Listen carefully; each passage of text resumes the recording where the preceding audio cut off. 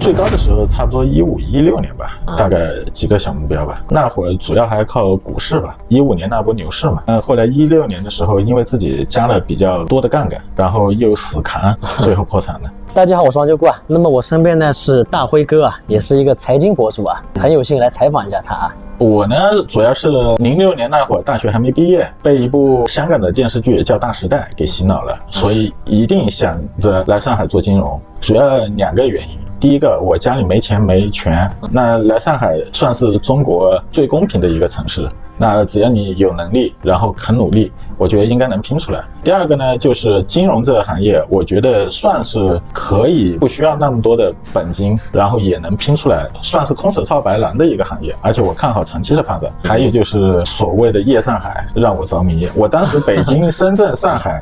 我想了很久，北京的话，我觉得它的文化太古板了。深圳我自己湖南人，所以我很多同学包括亲戚都在深圳，但是深圳让我感觉还是没有足够多的文化沉淀，我觉得有点像暴发户可能更多一点吧。当时的给我自己的感觉是有点像，所以最终选择来上海。上海的话，一开始工资拿多少呢？600块钱一个月啊，600块钱一个月。06年啊，06年。对，那会儿来上海做金融几个选择，第一个去银行，大概拿3000块钱左右；第二个做保险，甚至连底薪都没有。最后我还选择做证券，是因为我觉得证券公司可能里面很神秘啊，操盘手啊，做庄啊，内幕啊，包括自己怎么做交易啊，这些东西很吸引我。当然，最终后来真正做证券呢，发现好像跟自己想的不是那么回事。那么后来慢慢点做到什么程度呢？做的还不错吧，反正从我入职进去，我也开始做管理。我们当时的老板现在在金融市场还挺有名的，当时他挺赏识我的，因为我大学有自己创业的经历。虽然我那时连股票是什么都说不清楚，当然从第1个月一直到我2年多后离职，我的团队一直都是全公司第一。公司总共5个团队，几百人，我这1个团队的业绩比那4个团队加起来还多。那2年里的话，你赚了多少钱呢？反正每年大概几百万还有，因为那个时候特别赚钱，那个时候证券行业的佣金还3%。对啊，那出来之后呢？去哪里呢？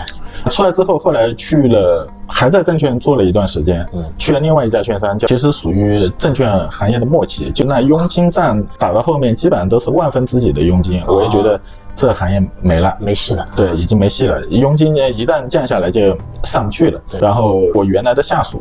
当时他们也跟我说，你赶紧来做信托吧，信托太赚钱了。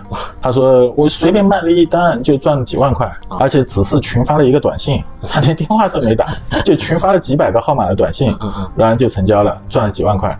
我也想着，这确实是个好方法，我也自己去了解完这个行业，我会发现这个行业实际上是一个卖方市场。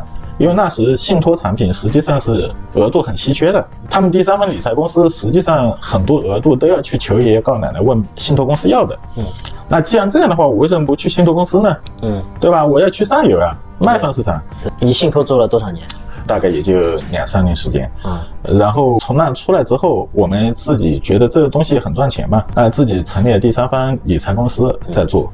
做第三方理财公司的时候，发现卖项目实际上还是下游，你得去做项目，比如说项目的承揽和承做、承销，3个一条龙。如果你能全做到的话，那更赚钱，利润全部都自己拿，而且所有的环节你都能掌控。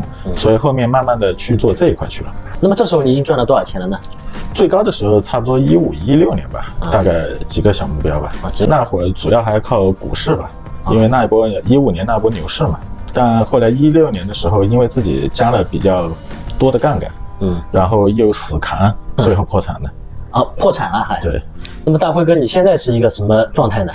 现在应该算重新站起来了吧，至少吃穿算不愁了吧。又赚到几个小目标了？从上次破产没那么多，但勉强算财务自由吧。财务自由。你现在就是一般性干嘛呢？平时？我现在最主要做投资吧，1级市场和2级市场都有做，因为也做这一行做了快20年了，朋友还挺多，有合适的1级项目我会投一点，然后2级市场主要是自己在做，并不想象的那么美好，因为你每天要看很多研报，要复盘，要做交易，要看盘。